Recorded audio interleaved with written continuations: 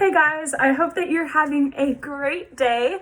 I hope that you're ready for the next chapter in the land of stories, the wishing spell.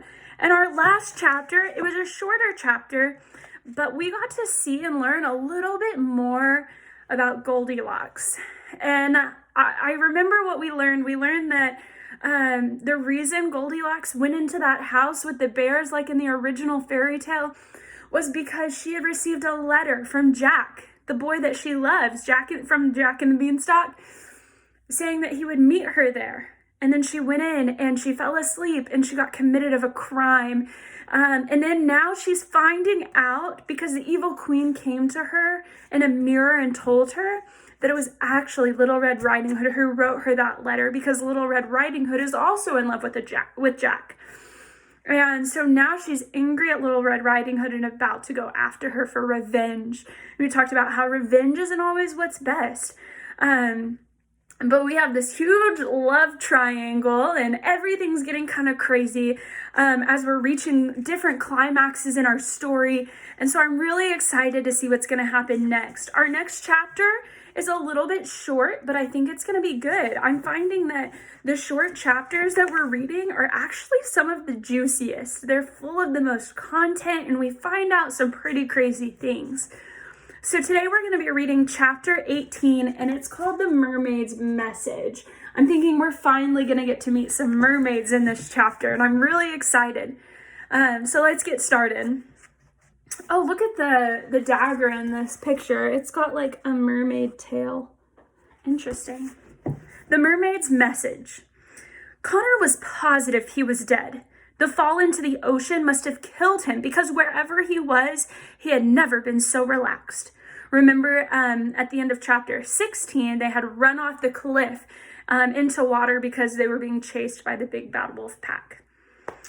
He felt like he was somewhere in the glorious state between being asleep and being awake, a place he knew very well. His eyes were closed and he was lying down on the softest surface he had ever laid on in his entire life. The air was cool and refreshing. It smelled a little salty, but he was sure he was only imagining that because the last thing he had seen was the ocean. He opened his eyes a tiny bit and saw his sister lying next to him. She must have died, too, because she seemed so peaceful that he didn't worry about her. He couldn't have worried about anything if he tried.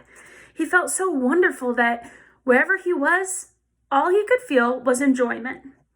We must be in heaven, he thought. Connor opened his eyes wider.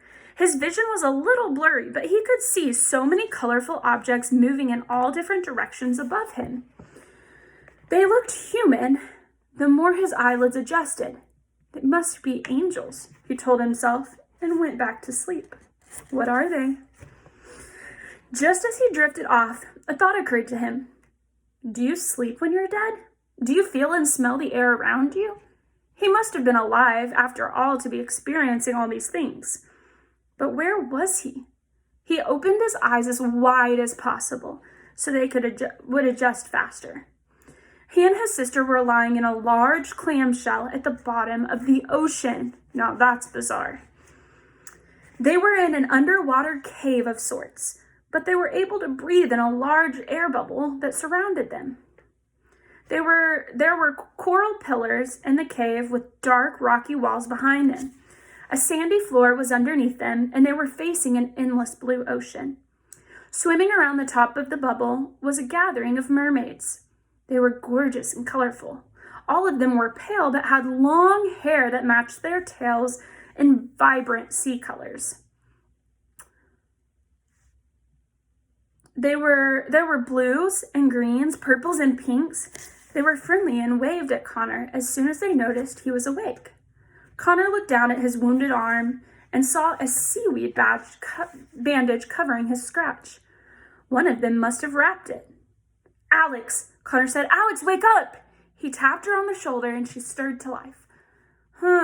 Asked Alex, who was in an extremely relaxed state of her own. Mermaids, Connor said. There are mermaids swimming around us. This caught Alex's attention, and her eyes fluttered open. It took her a few moments to realize where she was and what was actually happening. She sat straight up on the clam. "Connor, why are we at the bottom of the ocean?" "Beats me," he said. "Check out this bubble around us." He noticed that the longer they stayed in it, the smaller it became as they breathed in the air. "The last thing I remember is being chased by wolves and then you jerk," she said, remembering being pushed off the cliff. She hit him repeatedly with open hands. Hey, stop it. It was either that or being attacked by wolves. Pick your poison," Connor said. "If we survived the fall, how did we get down here?" Alex asked. "We brought you here," said a mermaid swimming above them. She had long, soft turquoise hair that matched the shimmering scales on her tail.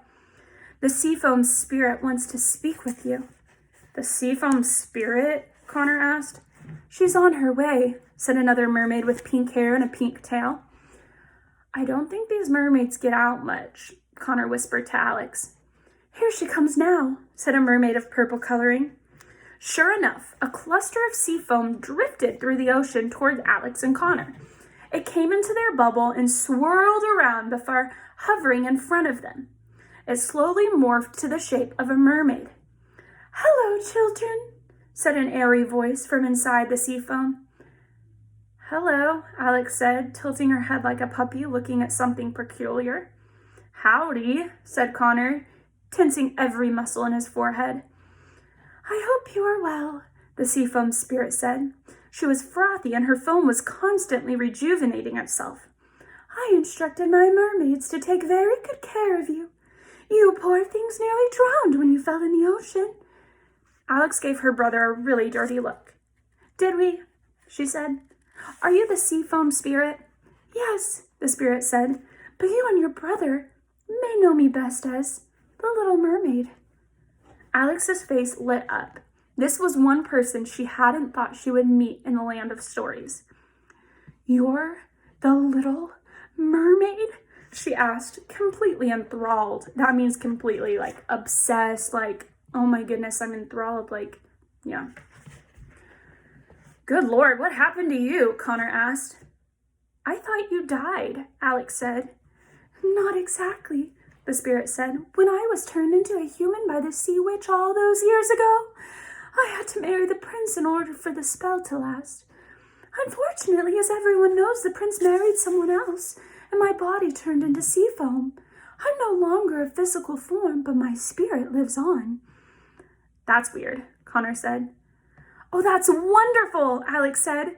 "I was always so sad after reading your story. Many people know of your real story. They always assume you had a happily ever after." "There are many who don't know," the spirit said. "I believe you two are looking for something that once belonged to me. What are they looking for?" "I don't think so," Connor said. "Wait, do you mean the saber from the deepest sea?" Alex asked anxiously. "Do you know what it is?" "How do you know what we're looking for?" Connor asked suspiciously. "I know many things the average entity doesn't," the spirit said. "Especially things said or felt near water." "Swan Lake," Alex said. "We were talking about the wishing spell items we had left to collect while we were traveling across Swan Lake." "So, Miss Seafoam Lady, formerly known as Little Mermaid," Connor said, "what is the saber from the deepest sea? We've been trying to figure out since we got here." "As you recall, I traded my ability to speak to the sea witch for a pair of legs, so I could be with the prince on shore," the spirit said. "After he fell in love with the other woman, my sisters traded their hair for a knife from the sea witch.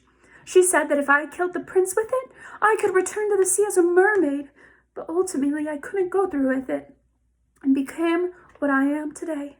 "The knife," Alex said eagerly. "The saber from the deepest sea. It's the knife the sea witch gave you, of course.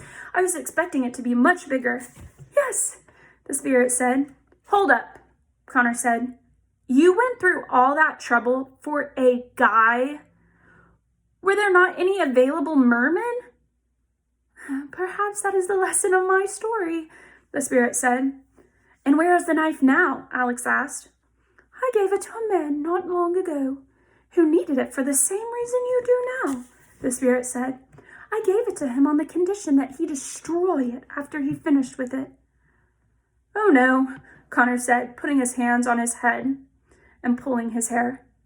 "So it's gone?" asked Alex, about to cry. "It's gone, but it isn't destroyed," the spirit said. "The man failed to fulfill his agreement, fearing that he might need it again someday." "So where did he put it?" Connor asked. "It's in a place where people put things they never want to see again," the spirit said. One of you was really close to being right about what the saber from the deepest sea is. You remember what your prediction was? I think you do. And so it's really close. You predicted it would be the trident that belongs to Ariel's father, like in the movie. But it's actually the knife. But we didn't know. I didn't know about the knife, and you probably didn't either. "He flushed it?" Connor asked. "No. Remember that place the traveling tradesman was telling us about?" Alex said. "He must have dropped it in the thornbush pit." "Oh, great," Connor said sarcastically. "Why did he have to drop it into a cursed pit? Why couldn't he have just dropped it in a gopher hole?" "We're never going to get it," Alex said. "If we even get close to that place, the vines and thornbush will drag us to the bottom of the pit forever." "Unless you have these," the foam spirit said. She extended both of her hands, and 2 necklaces, each with a golden shell, appeared in them. "Wear these while you retrieve the knife from the bottom of the thornbush pit, and the cursed plants will not harm you." "Thank you," Alex said. The twins leaned forward to take the shells out of her foamy hands, but the spirit pulled them away. "I will only give you these if you promise to destroy the knife as soon as you're done with it," the spirit said. The twins looked at each other and nodded. "Of course," Alex said. "No problem," Connor said. "Very well," the spirit said, and handed them over to the twins. "Be careful, though. The shells are twins, too. If one breaks, the other shell will as well. Remember that." "Why are you doing this for us?" Alex asked. "Why do you always ask what someone's motives are when they help you?" the spirit asked. The question took Alex off guard. "Because people don't really help each other where we're from," Alex said. "They do occasionally, but it's rarely without reason. Good people are hard to find."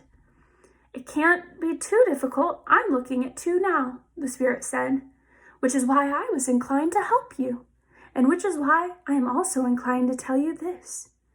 You are not the only ones after the wishing spell." "We know," Connor said. "The evil queen is too." "She's the one who sent those wolves after us," Alex said. "Isn't she?" "Yes," the spirit said. "She is as determined to find the knife as you are. This is why you must hurry if you are going to beat her to it. Unfortunately, the wishing spell can only be used once more." "What?" Connor said. Both the twins felt like someone had kicked them in the stomach. This definitely complicated matters. "You mean if she gets to the knife first, that's it? Game over?" "Unfortunately so," the spirit said. The bubble around the twin was almost gone. It barely covered the clam they sat in. Their time underwater was running out. "We can't let that happen," Alex said, shaking her head. "We have to get there first. We have to go right now." "I'll have my mermaids escort you there as fast as they can, but once you're on land, you must travel the rest of the way on your own," the spirit said. "Stay safe, children." The seafoam spirit fizzed out and disappeared. The mermaids swam down to the twins and each grabbed hold of the clamshell.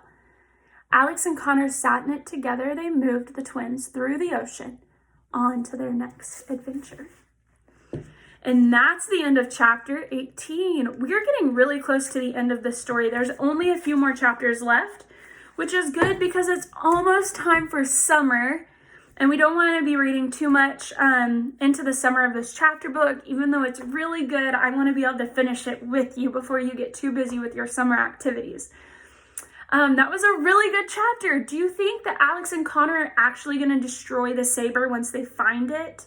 Do you think that the evil queen will find it first? What do you think is going to happen? What about those shells? The necklaces? I'm wondering if one of them is going to break. There has to be a reason she mentioned that. Anyway, I hope you really enjoyed this chapter. Tomorrow we will read chapter 19 called The Thornbush Pit and see what's going to happen. As always, I'm gonna have some activities you can do and some questions you can answer in the description of this video. I hope that you'll do them. They're pretty fun.